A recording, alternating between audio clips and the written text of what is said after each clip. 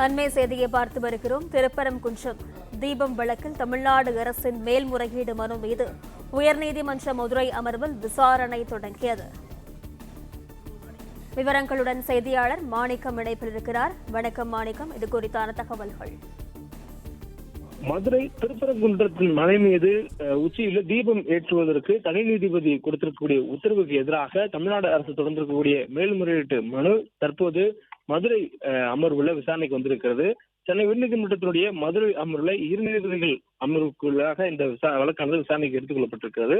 குறிப்பாக இந்த வழக்கை பொறுத்தவரையிலும் தனி நீதிபதி ஒரு உத்தரவை கொடுத்திருந்தார். திருப்பரங்குன்றம் மலை மீது தீபம் ஏற்றுவதற்கு அனுமதி அளித்து அதோடு சேர்த்தமில்லாமல் மத்திய பாதுகாப்பு படையினுடைய அனுமதியோடு 10 நபர்கள் சென்று தீபம் ஏற்றுவதற்கான அனுமதியாக ஒரு தீர்ப்பு இடம்பெற்றிருந்தது.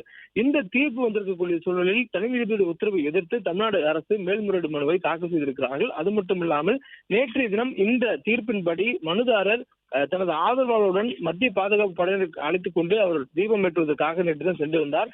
அப்பொழுது பெரிய ஒரு அசம்பாவிதம் நடைபெறுவதற்கு வகையில ஒரு தள்ளுமுள்ளு ஏற்பட்டது. குறிப்பாக காவலருக்கும் அதன் தீபம் ஏற்றுவதற்காக வந்த மனுதாரர் தரப்பினருக்குமான வாக்குவாதம் ஏற்பட்டிருந்தது. காரணம் 144 தடை உத்தரவு போடப்பட்டிருக்கிறது. அந்த பகுதிகளில் 2 மதத்தினர் இருக்கிறார்கள். அந்த 2 மதத்தினர் இருக்கக்கூடிய சூழலில் ஒரு மதத்தினர் போல் மேலே ஏறி தீபம் ஏற்றுவது என்பது ஒரு தீர்ப்பின் மீதான மேல்முறையீட்டுக்கான அவகாசம் இருக்கக்கூடிய காலத்திலேயே அதை செய்துவிட வேண்டும் என்று ஏற்புடையதாக அல்ல, மேலும் ஒரு பதற்றமான ஒரு சூழலை ஏற்படுத்தும் என்பதனால இந்த தீர்ப்பை அமல்படுத்த முடியாது. அதே நேரத்தில் 144 தடை உத்தரவு என்பது சட்டம் ஒழுங்கை பாதுகாப்பதற்காக போடப்பட்டிருப்பதாக மாவட்ட நிர்வாகம் அந்த உத்தரவை பிறப்பித்திருந்தது. அதன் அடிப்படையில் மத்திய பாதுகாப்பு படையினருடன் தீபம் ஏற்றுவதற்காக வந்த மனுதாரர் தரப்பினர் தடுத்து நிறுத்தப்பட்டார்கள். அவர்கள் தடுத்து நிறுத்தப்பட்டதை அடுத்து மனுதாரருடன் வந்த ஆதரவாளர்கள் ஒரு பெருங்கூட்ட அளவில் வந்திருந்தார்கள். சட்டம் ஒழுங்கை சீர்குலைக்கக்கூடிய வகையில் அவர்கள் செயல்பட்டதாக இன்றைய தினமான வழக்கு விசாரணையின் பொழுது தமிழக அரசு சார்பில் தெரிவிக்கப்பட்டிருக்கிறது. குறிப்பாக மனுதாரருக்கு உத்தரவு கொடுக்கும் பொழுது அடுத்து அந்த தீர்ப்புல 10 நபர்கள் மட்டுமே செல்ல வேண்டும் என்று நீதிபதி கொடுத்திருந்தார், தனி நீதிபதி உத்தரவு. ஆனால் இவர்கள் ஒரு பெருங்கூட்டமாக வந்து சட்டம் ஒழுங்கு பிரச்சனை ஏற்படுத்தக்கூடிய வகையிலும் 2 மதத்தில் இருக்கக்கூடிய சூழலில் அந்த பகுதிக்குள்ளாக இவர்கள் இந்த போன்ற ஒரு அத்துமீறிய செயல் என்பது ஒரு பதற்றமான சூழலையும் இரு பிரிவினருக்கிடையே ஒரு மத பிரச்சனை ஏற்படுத்தக்கூடிய அளவிலும் இந்த செயல்பாடுகள் இருந்ததாக நீதிமன்றத்தில் தற்பொழுது தமிழ்நாடு அரசு சார்பில் வாதம் முன்வைக்கப்பட்டிருக்கிறது. இது மட்டும் இல்லாமல் தள்ளுமுள்ளு மேற்கொண்டது மட்டும் இல்லாமல் அங்கு அமைக்கப்பட்டிருக்கக்கூடிய பேரிகார்டுகள் அந்த தடைகளை முழுவதுமாக அவர்கள் உடைப்பதற்கு முற்பட்டு அதில் பல பேரிகார்டுகள் அவர் தகர்த்தெறிந்ததாகவும் இதில் காவலர்களுக்கு பலருக்கு காயம் ஏற்பட்டதாகவும் நீதிமன்றத்தில் தமிழ்நாடு அரசு சார்பில் வாதங்கள் முன்வைக்கப்பட்டு வருகிறது.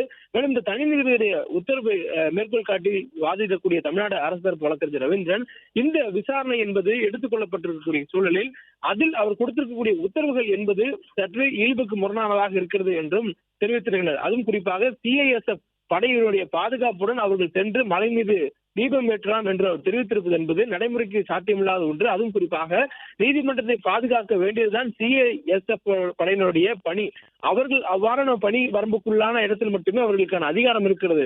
ஆனால் அதை மீறி வெளியே காவல்துறையிடம் இருக்கக்கூடிய ஒரு அதிகாரம் இருக்கக்கூடிய ஒரு பகுதிக்குள்ளாக அவர்கள் உள்ளே வந்திருக்கக்கூடிய சூழலில் அவர்கள் தடுத்து நிறுத்தப்பட்டார்கள். அதுவும் ஒரு சட்டம் ஒழுங்கு பாதுகாப்புக்காக இது நடத்தப்பட்டதாகவும் தெரிவித்திருக்கின்றனர். மேலும் இந்த சுவாமிநாதன் தனி நீதிபதி கொடுத்திருக்கக்கூடிய அந்த உத்தரவுக்கு எதிரான மேல்முறையீட்டு மனு தற்போது விசாரணை இருக்கக்கூடிய சூழலில் அவர்கள் தீபம் ஏற்றுவதற்கு அனுமதிக்க முடியாது. மேலும் இது சட்டம் ஒழுங்கு பிரச்சனை ஏற்படுத்தக்கூடிய ஒரு விவகாரம் என்பதனால் கவனமுடன் கையாள வேண்டிய தேவை இருக்கிறது எனவும் அரசு தரப்பிலிருந்து தெரிவிக்கப்பட்டிருக்கிறது. மேலும் இந்த சூழலில் தீபம் ஏற்றுவதற்கு அனுமதிக்கப்படவில்லை என்று மனுதாரர் தரப்பினர் மிகப்பெரிய ஒரு பதட்டமான சூழலை ஏற்படுத்தி விட்டார்கள். அது மட்டுமல்லாமல் பேரிகார்டுகளை அவர் தகர்த்தது காவலர்களுக்கு தான் காயம் ஏற்பட்டிருக்கிறது எனவும் நீதிமன்றத்தில் தமிழ்நாடு அரசு தரப்பில் வாதம் முன்வைக்கப்பட்டிருக்கிறது. இந்த சூழலில் இன்றைய தினம் நீதிமன்றத்தினுடைய உத்தரவை செயல்படுத்த தமிழ்நாடு அரசு தவறியதாக தனி நீதிபதி GR சுவாமிநாதன் அவர்கள் ஒரு நீதிமன்ற அவமதிப்பு வழக்கு எடுத்துக் கொண்டிருக்கிறார். அந்த வழக்கும் இன்று பிற்பகலில் விசாரணைக்கு வர இருக்கிறது. இந்த சூழலில் அவர் எடுத்துக்கொண்டிருக்கூடிய இந்த வழக்கு என்பது அவருடைய அளிக்கக்கூடிய தீர்ப்பின் மீது மேல்முறையீடு செய்வதற்கான 30 நாட்கள் அவகாசம் இருக்கக்கூடிய ஒரு காலகட்டம்.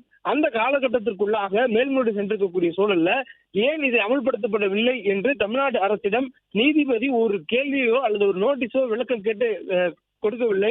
மாறாக அவர் எடுத்த எடுப்பிலேயே இந்த வழக்கினுடைய தொடக்க நிலையிலேயே நீதிமன்றம் அவமதிப்பு நடந்துவிட்டது என்ற நிலைக்கு கருதுகிறார்.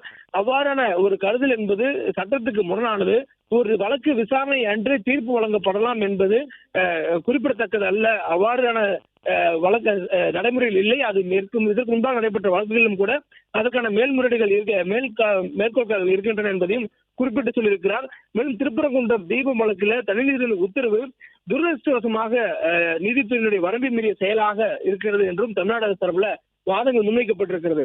அதுவும் ஒரு காவல்துறையுடைய கட்டுப்பாட்டில் இருக்கக்கூடிய ஒரு பகுதிக்குள்ளாக PSF படையினுடைய பாதுகாப்போடு செல்வது என்பது அதுவும் ஒரு அசாதாரண சூழல் அல்லாத ஒரு சாதாரண ஒரு நிலைகளிலேயே இது போன்ற ஒரு உத்தரவு கொடுக்கப்படும் என்று ஒரு நீதிபதி ஒரு உத்தரவிடுவது என்பது ஏற்புடையதல்ல. நீதிபதி தீர்ப்பை வழங்கலாம், இது போன்ற ஒரு உத்தரவை வழங்குவது ஏற்புடையதாக இல்லை என்று தமிழ்நாடு அரசு தரப்புல வாதங்கள் முன்வைக்கப்பட்டிருக்கிறது.